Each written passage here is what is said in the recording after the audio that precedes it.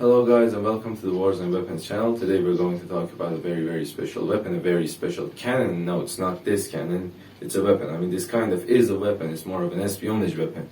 But the weapon we're talking about today is actually a weapon used in wars, actually used in the battlefields. The cannon we're talking about today was named Kompoz. It was used by the Ottoman Empire, one of the greatest empire in the entirety of human history. It was used in the Persian Ottoman War somewhere around 500 years ago. It should look something like this. It had a pretty big barrel and made a hell lot of noise. It should have sounded something like this.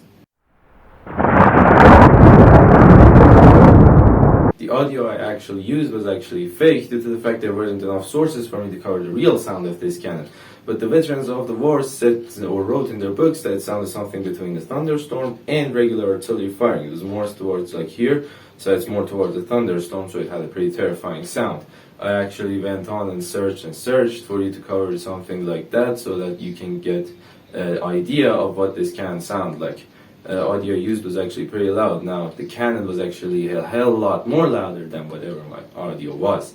So you can get the idea of how scary this cannon is. Like, imagine you're in your camp, you're doing your daily stuff, like you're cleaning your weapons, and then suddenly you hear something like that.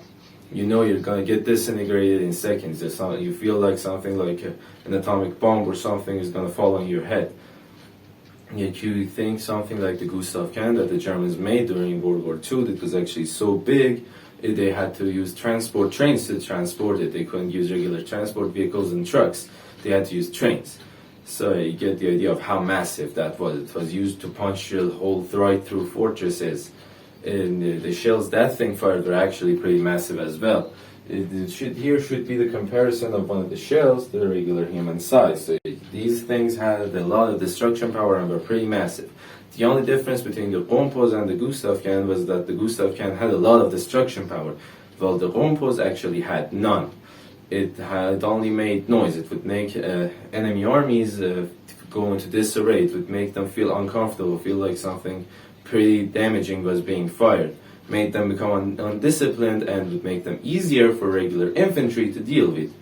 But the cannon was not used in any further wars though, due to the fact that the Persian Ottoman War actually proved pretty ineffective, due to the fact that after the Persians learned the trick, they found out that this does not fire any shell.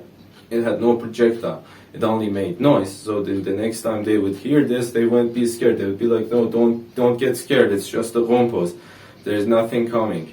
The Ottomans could have used it to cover their main artillery fire, though they didn't, due to the fact like cannons in those days were actually 10 times louder than whatever they are today, and that thing was 10 times more louder than whatever the cannons were in those days. So you could cover like 10 artillery firing at the same time with that one Kompoz.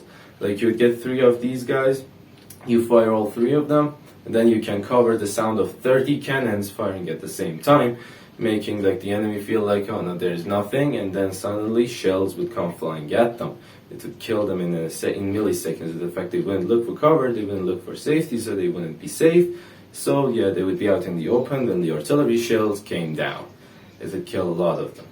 Though it was not used, and that was the reason, though it was not used in any further wars, that was the reason I could not cover the real sound. There was not enough sources.